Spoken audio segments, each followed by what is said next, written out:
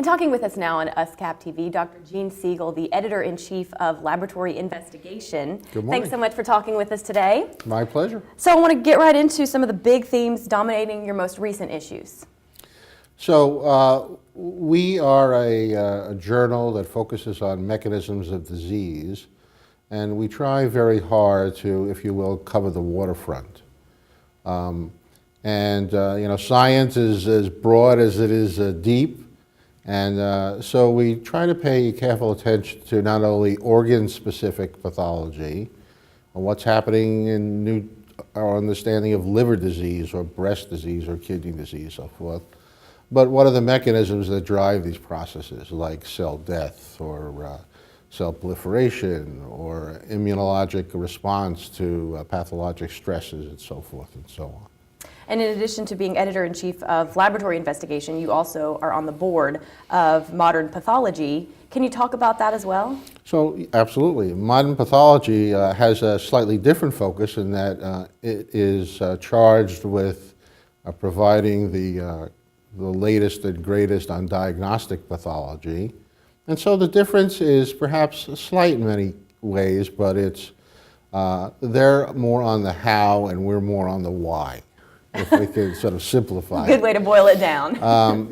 It's a fantastic journal. It's geared towards diagnostic surgical pathology and the breakthroughs in new technology, molecular techniques, and so forth that we use to better reach diagnosis for patients.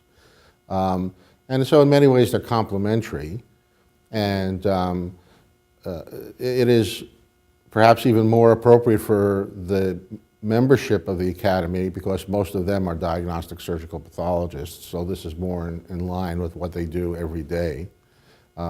Whereas a laboratory investigation is more towards the experimentalist, those rat doctors who live in the lab, of which I unfortunately am one. Or, I try to live in both worlds. But so the slightly different audiences, slightly different readerships. Modern Path focused towards the diagnostic pathologist, as I said.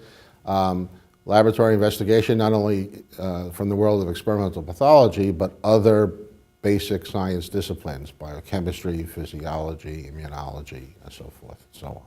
So they do have different audiences, but you said they are complementary, so is there a bit of overlap? Absolutely, and what really brings us together is this magical world we call translational research. The buzzword is translating what you learn in the laboratory to the patient. So people sometimes talk about from bedside, to the patient, from the research lab to the bedside, and sort of this constant loop. And again, molecular is sort of the interface which brings what was perhaps days, weeks, or months ago a research technique or a research understanding using animal models into how we can better treat patients facing serious pathologic conditions. And I know that you said the journals are pretty basic and straightforward, pretty cut and dry, but I would think with the changing nature of medicine and pathology, there would be certain changes that you would make in the journals. Is there? So we try, because time is really the most precious thing. For example, in laboratory investigation, we have a feature inside called Inside LI, where basically within a paragraph, we try to summarize some 3 or 4 key articles in that month's issue. So for example, if a diagnostic pathologist wants to, in general ways, keep up, but can't really spend the time and effort to read the entire cover to cover, can very quickly in a few minutes, either online or in the hard copy, print version, see what's going on, and then if they get excited about a particular thing, they can then immediately turn to the article and read it in greater depth. Is your online audience growing? It is. The number of hits are astronomical in many hundreds of thousands, and the downloads are equally trailing.